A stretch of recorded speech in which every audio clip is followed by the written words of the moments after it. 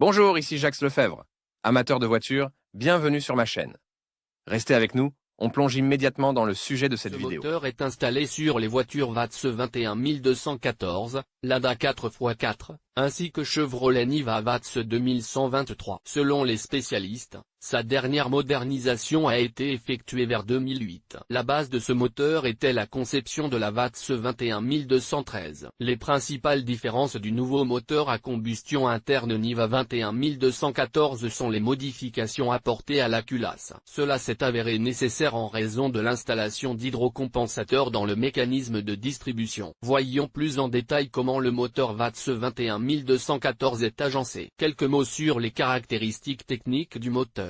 Le moteur VATS 21214 utilise de l'essence avec un indice d'octane d'au moins 95. Il possède 4 cylindres en état de marche, disposés sur une seule rangée. L'ordre de fonctionnement reste le même, à savoir 1, 3, 4, 2, l'ordre de comptage se faisant à partir de la poulie, qui est installée sur le vilebrequin du moteur. L'arbre de distribution est installé dans la partie supérieure de la tête, il y a 8 soupapes. Le mélange air-carburant est acheminé vers les cylindres par un système d'injection réparti. L'échappement est également assuré par un convertisseur catalytique. L'électronique de gestion du moteur est représentée par un contrôleur de la société Bosch 7.0, qui a permis de se conformer aux exigences environnementales de la norme Euro 4. L'injecteur, ainsi que d'autres innovations de cette unité de puissance, ont permis aux concepteurs d'obtenir un design assez moderne du moteur. Le refroidissement est assuré par un système antigel de type fermé, qui permet de maintenir la température de fonctionnement dans les conditions les plus extrêmes. En savoir plus sur les caractéristiques du moteur. Les cylindres et les pistons de la Niva 21214 ne diffèrent pas de ceux du modèle précédent VATS 21213. L'injecteur est contrôlé par un bloc électronique,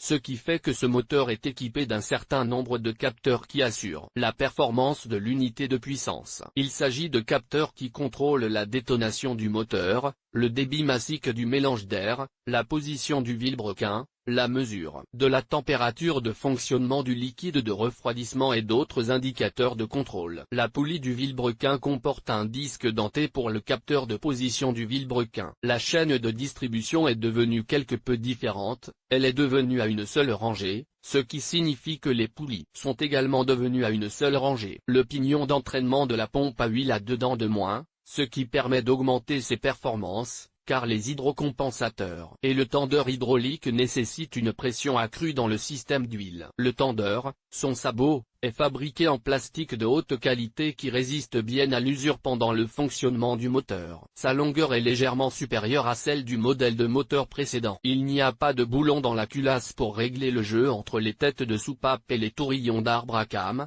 et il n'est pas nécessaire d'installer des ressorts de rappel de soupape. Les concepteurs ont modifié la forme des cames de l'arbre à cames. Tout cela permet d'obtenir une puissance de 60 kW et un couple de 127,5 Nm à 4000 Thermine. Quelques mots de plus sur les caractéristiques du moteur. Le diamètre des pistons de ce moteur est de 82 mm pour une course de 80 mm.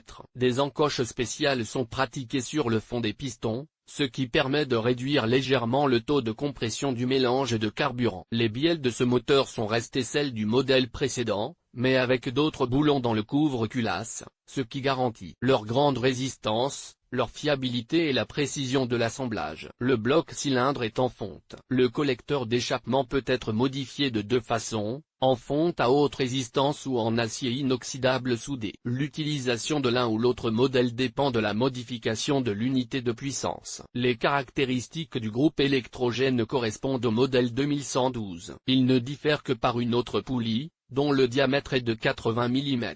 Ceci a permis d'attribuer un indice à ce produit 21214. Il peut fournir un courant d'alimentation d'une force de 80 A. Parlons de l'entretien du moteur. Nous entendons par là le remplacement de l'huile moteur dans le moteur VATS 21214, du filtre à air et d'autres consommables. Les instructions d'usine recommandent de changer l'huile moteur après 15 000 km. Les spécialistes recommandent de le faire un peu plus souvent, une fois par an ou après 10 000 km. Il est maintenant nécessaire de comprendre quelle huile moteur pour Niva est la meilleure pour l'unité de puissance. Important, Si le propriétaire souhaite remplacer la graisse minérale par des produits synthétiques ou semi-synthétiques, il est nécessaire de rincer le système d'huile. Le moteur de ce SUV travaille dans des conditions de charge accrue. C'est pourquoi le choix correct du lubrifiant pour le moteur est une garantie de son fonctionnement à long terme. En été, l'utilisation de lubrifiants synthétiques permet d'obtenir de bons résultats. Pendant la saison froide, l'indice de viscosité doit être compris entre 0,40 et 0,50. Si vous ne respectez pas ces exigences, vous risquez de devoir réparer rapidement le moteur VATS 21214. Conseil.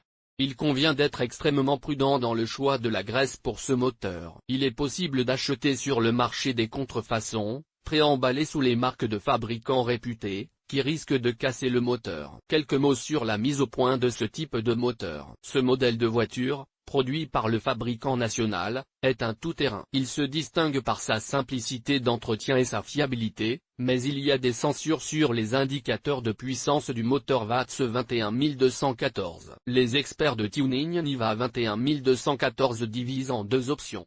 Augmenter la puissance du moteur par des moyens mécaniques, réglage de la puce pour le modèle de moteur à injecteur. La seconde option consiste à intervenir dans le programme de l'unité de contrôle électronique du moteur. Dans le premier cas, les systèmes d'admission et d'échappement sont modifiés, le carburateur est ajusté. Des spécialistes expérimentés réalisent des allésages sur la taille accrue des pistons, augmentent la taille des soupapes d'admission et d'échappement. Conseil.